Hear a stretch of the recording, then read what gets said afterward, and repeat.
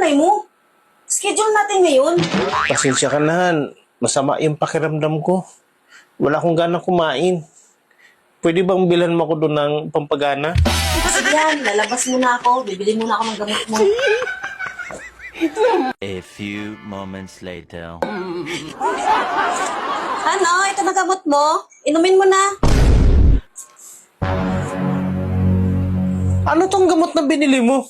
Robust. Bakit yan ang binili mo? Pampagana ng kain dapat. Yan na nga yan. Double purpose na nga yung binili ko. Extreme yan. Bira. Paano naging double purpose yan? Di ba nga, pag ininom mo yan, pagkatapos ng isang oras, ang lakas mo na kumain yan. Tapos maya-maya, ang lakas mo nang bumayo. Kasi double purpose yan. Wala ka man lang patawad?